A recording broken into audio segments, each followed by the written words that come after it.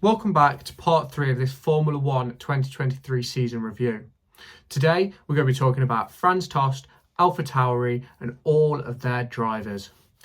They had a lot of them this season, and who can blame me for this video if it takes too long. AlphaTauri started the season off with a bit of a struggle, with one driver unable to put in good performances and the other one doing the best that he can with a hindered package. They struggled. But coming into the second half of the season, they had some big upgrades and a concept change which worked in line with the Red Bull package. It's just come to my attention, 63% of you are not subscribed. What are you doing? Click that red button right now. And they saw themselves rise to the heights of P8. They were battling Williams all the way down to the wire in Abu Dhabi, but they finished P8 in the end. AlphaTauri scored 8 points finishers on their way to an 8th position in the World Constructors' Championships. That got them a total of 25 points. AlphaTauri suffered 4 DNFs, but they did also score a fastest lap point with Yuki Tsunoda. They had an average race finish position of 13.61 and an average qualifying position of 14.43. This was obviously hindered by their start to the season, as it was a bit of a struggle for AlphaTauri in the early days. Franz Tost is semi-retiring at the end of the 2023 season, and he is becoming a stand-in advisor for the Red Bull team. Franz Tost will be replaced for 2024 by Peter Bayer, a former high-up at the FIA.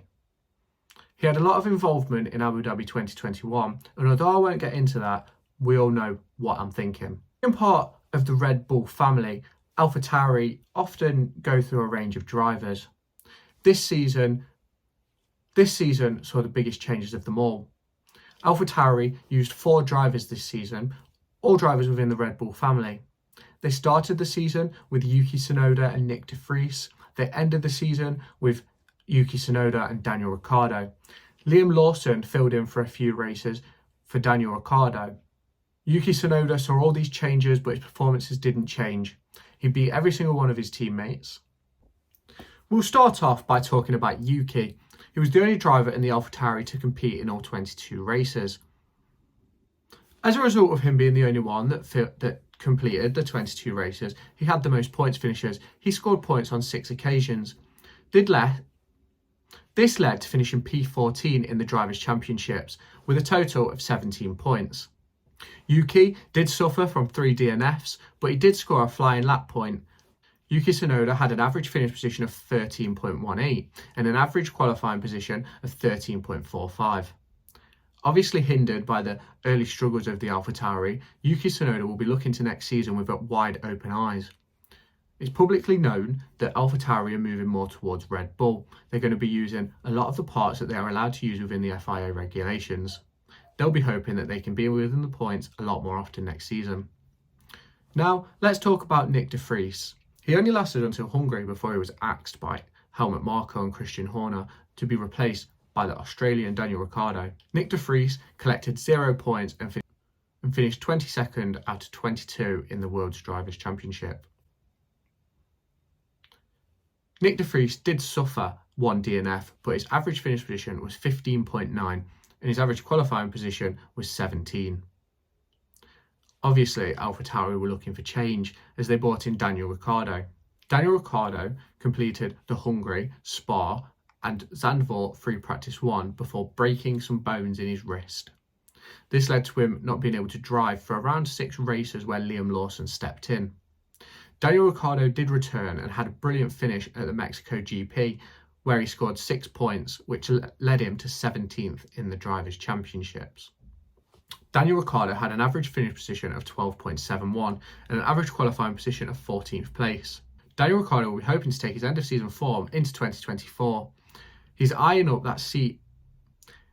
Daniel Ricciardo is eyeing up the 2025 seat at Red Bull to replace Sergio Perez. There is no guarantee that the seat will be available, but Perez's contract does run out at the end of next season. Liam Lawson deputised for Daniel Ricciardo while he was out injured. He scored a points finish where he collected 2 points, which led him to finish 20th in the Drivers' Championship. He also had a key moment where in Singapore he knocked Max Verstappen out of Q2, which led him to his first Q3 appearance. Liam Lawson had an average qualifying position of 14.2 and an average finish position of 12.2 within his period in the car. Now let's take a look at the race and qualifying head-to-heads. Yuki Tsunoda beat Nick de Vries quite comfortably. He beat him 8-2 in qualifying and the race. This led to Nick de Vries getting the axe. Daniel Ricciardo was a lot more competitive with Yuki and it ended 4-3 in both categories. Despite Liam Lawson only out-qualifying Yuki Tsunoda once, he out-raced him 4 out of the 5 races that they raced together. Liam Lawson will be hoping next season that his reserve and simulator role with Red Bull will lead into something bigger. With Sergio Perez's contract expiring and Daniel Ricciardo eyeing up that Red Bull seat, there may be a seat at AlphaTauri for Liam Lawson. Whether this happens within the 2024 season or at the end of it, it is a possibility that we can all expect. So thank you again for tuning into part 3 of this 10-part series. The next team that we'll be looking at is Williams. We'll be talking all things James Vowles, Alexander Albon and Logan Sargeant. I'm going to discuss what I think they should do with Logan, if they should keep him or get rid of him. Make sure to go and find me on TikTok, pictured here, and Twitter, pictured here. These are the places where I'll keep you all up to date with all my upcoming videos and my thoughts and feelings around the Formula 1 and football weekend. They had 6 DNFs between their 2 drivers, but that was still not enough to help Haas reach 9th. The Alfa Romeo drivers had an average finish position of 14 and an average qualifying position of 14.9. The 2 Alfa Romeo drivers of Valtteri Bottas and Guan Yu Zhou will be hoping that heading into 2024 there will be a lot of changes made to the car to improve its capabilities in race and qualifying performance. Guan Yu Zhou was able to finish P18 in the Drivers' Championships. He finished in the points 3 times, collecting 6 points for Alfa Romeo this season. Although I think Gunter Steiner is good for the cameras, I think it's about time that Haas move him on.